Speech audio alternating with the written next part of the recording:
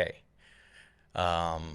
Yo, what's up, everybody? In today's video, I'm going to talk about how branding and the branding of your company or a company may not be what you think it is.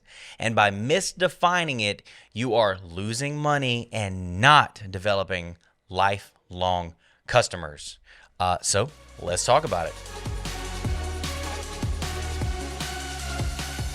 So to start this video, let's do something fun. We're going to do a little exercise. I want you, hopefully you're not driving because this would be extremely unsafe. If you're sitting there, I want you to close your eyes and I want you to think of a brand for me. Here's the brand I want you to think of. Target. The company, Target. You can think about all kinds of stuff. Like, what is Target's brand? Take 10 seconds, pause. Insert copyright-free Jeopardy-esque music here. You can keep that. Okay, done. Now, I'm going to go out on a limb. You thought a few things. Some people are going to say Target's brand is their logo. It's a Target. It legitimately is on the side of the building. It's a big red circle with another red circle inside of it. And that's not wrong. That's part of their branding. And almost everybody else says a better, bougier Walmart. That's what most people say. Legitimately. Whether they admit it or not, and they probably never will, Target, their brand legitimately is a better Walmart. It's a better shopping experience. It's a cleaner shopping experience. It's an easier checkout experience.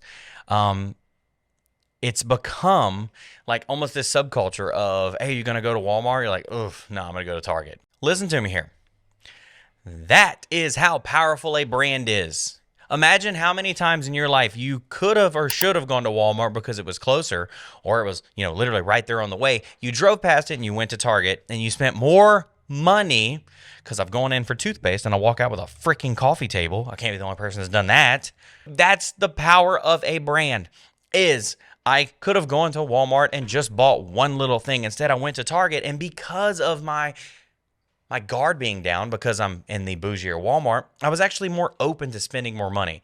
I wasn't upset about it. I felt like it's just kind of what you're supposed to do while you're here. That's what a brand is. The way I define it is this. I think a brand is what people think about whenever they hear your name, hear about you from someone else, see your logo, or see some piece of marketing that goes in front of them. It's when you don't position a message and force them to think something. When it's unprompted, what do they think about? Whether it's you personally as an influencer or your company or your office or whatever you have. What do people think about when they hear your name? Okay? What have you positioned yourself as? What have you put in front of them? Have you constantly promoted yourself and only talked about the specials you offer, the sales prices that you have, the membership options that you have? So do they only think of discounts and salesmanship? Do they only think about products and services? Do they only think about, if your attorney's office, how amazing you are and how intimidating it is to talk to somebody who has won hundreds of millions of dollars? Okay? Now, I want you to understand that you can differentiate yourself as a brand that people not only approach, but they can love.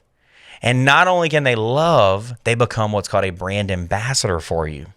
Churches have experienced this a ton in the last 10 to 20 years, where not only does someone fall in love with a particular church, if you ask them what church they go to, listen to how they talk about it on social media. You've done it. Like a lot of people, especially if you're watching this and you're down south, like people go to bat for their church. They're like, no. You got to come to our church. It's got the best music. Our pastor is amazing. Our kids ministry is amazing. They say all those things about you.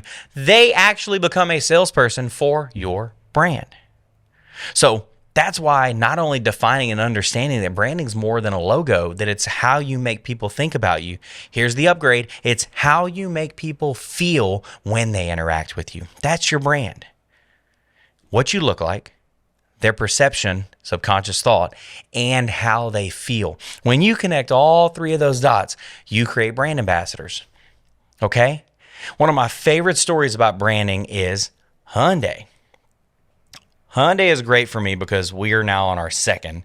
I freaking love them. We had a Santa Fe. Now we have a Palisade. And then we're looking at a Kia, which is practically Hyundai. They just like split. They're a little bit different once they put the shell on everything, but a lot of them, they're the same underneath. So about 15 years ago, that's why I love this story.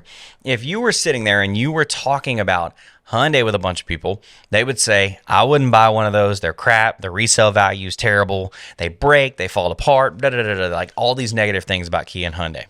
So Kia and Hyundai, well, here's what happens is years and years ago, they started to sit down and say, our brand, we are an easier purchasing experience.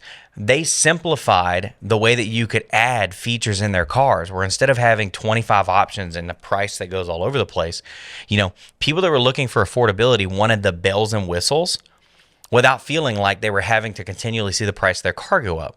So they simplified their pricing because it fit their ideal customer. And then they added a 10-year, 100,000-mile best warranty in America. Because now their brand is, hold on, how are we not reliable if we're willing to guarantee the car for 10 years? So we're obviously reliable. And when you buy one of our cars, you don't feel the complication and the frustration of by the time you get all the bells and whistles, you can't afford the car. So we will remove that anxiety from you and make you feel like you're still getting an amazing vehicle, but you're going to save $5,000. So you feel how that purchasing experience, that feeling. So it took a long time, but I want you to hear the shift. Now, if you're in a room full of people, and I want you to try this, and you bring up Hyundai or Kia, and there's a room full of people, and someone decides to say, I don't know, I think those are just crappy cars. I don't trust them. They're not reliable, this, that, and the other. Watch what happens. You're going to see people start to speak up and say, actually, we own one. We love it. It's amazing. And then there's the power of branding and a core, clear marketing message consistently spoken for years. You will see people rattle down and say, oh, yeah, and not only do we love it, we got all the bells and whistles, all the tech. It was so easy. We just picked the middle one, and it comes with everything. We just picked the calligraphy. It comes with everything. We just picked this one, and it came with everything. We didn't have to add or take away a bunch of stuff. It was really easy. And it was like $5,000 to $7,000 cheaper than the comparable Toyota or Ford or Chevy or Honda, okay? They will rattle off the brand and core marketing message, and now you've got an army of people who are free outside salespeople for Hyundai and Kia because their brand. What does it make you feel like? It makes you feel like you got a steal, like you got the best car with better tech, better safety, better everything, and it's $10,000 cheaper than everyone else's. That's what it feels like. I bought one. We built a Honda Pilot fully loaded. It was like 54. Our Palisade was 47 and better. No offense, Honda. Work on your game. And if I'm wrong, who cares? I already bought it. And I tell everybody to go buy one. So winning for Hyundai. That story, I want you to think about your business the same way. What are you doing? What customer journey do you have? What crystal clear brand and marketing message do you have that people know for a fact? When you're not around and they see your stuff, what do they think about? When they do business with you, what does it feel like? Because that's what they're going to tell other people for you. Simple, straightforward. That's what your brand is. That's what branding is moving forward. Do not forget it. Next time you're ready to go make a logo, say, hold on. A logo is a small part of this. Does this idea, does this creative element, does it match the way we want people to feel? Or what they want them to say? What do we want them to say whenever they see this? Make sure that's all aligned. I'm telling you, take out a whiteboard and be like, what are we saying? How are we doing business with people? Last thing. Remember, number one. Number one is, what do they think about whenever you're not around? Number two, what does it feel like to do business with you? And number three, what are they telling other people? Okay?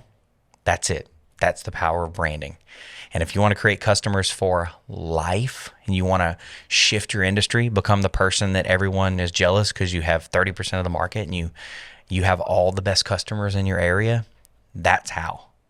Not gimmicks, not the best looking logo, not the best looking website, a crystal clear message and a brand that people love, adore, and fight for.